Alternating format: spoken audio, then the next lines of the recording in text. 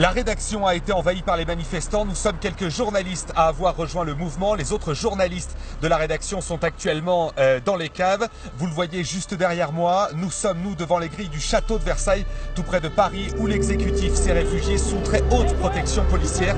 Des milliers de personnes de tout âge sont en train de converger, vous le voyez sur ces images en direct, de converger vers l'Assemblée nationale. Et c'est... On me le confirme à l'instant dans l'oreille, le chef de l'État va s'exprimer en direct sur notre antenne. La Constitution permet au président de la République de prendre la parole devant le Parlement réuni à cet effet en Congrès. Il est des heures qui, de cette possibilité, font une nécessité.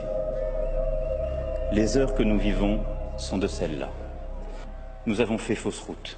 Nous avons préféré le clientélisme, les conflits d'intérêts, tout ce qui relève d'une forme de corruption ordinaire presque impalpable, à milieu des préoccupations des Français.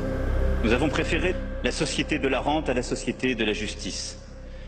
Et je crois profondément que par ces choix récents, notre peuple nous demande de rendre le pouvoir à ceux qui œuvrent à l'intérêt général et pour la dignité des personnes. Voyons la réalité en face.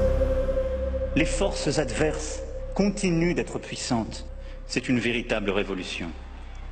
Elle prend parfois les traits de l'optimisme volontaire, d'autres fois ceux d'une colère sincère. Le peuple nous a donné le mandat de lui rendre sa pleine souveraineté. Nous devons partir. Il en est ainsi à chaque période. Lorsque le renouveau s'impose, j'y suis prêt. Je suis sûr que vous l'êtes aussi. Il ne nous est pas permis d'attendre. Les forces de la Révolution sont extrêmement puissantes. Pardon, Monsieur le Premier ministre, de vous annoncer aujourd'hui devant le Congrès cette mauvaise nouvelle. Ce qui nous est demandé par le peuple, c'est de renoncer, vous et moi. Vous venez de l'entendre, le président a donc décidé d'abandonner le pouvoir, et ce sous la pression populaire. Les grands industriels français sont en train d'organiser l'exfiltration du désormais ex-président. Et vous l'entendez, un hélicoptère est en train de décoller depuis la cour du château. Et vous pouvez le voir également sur ces images de notre antenne. Le yacht de Vincent Bolloré serait appareillé, escorté par des rafales de l'avionneur Dassault.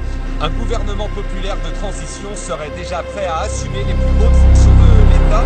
Ce gouvernement populaire se revendique des valeurs du Conseil national de la résistance. Et la première action de ce gouvernement, eh bien, dans les heures qui viennent, il mettra en place une assemblée constituante pour une nouvelle république sociale émancipée.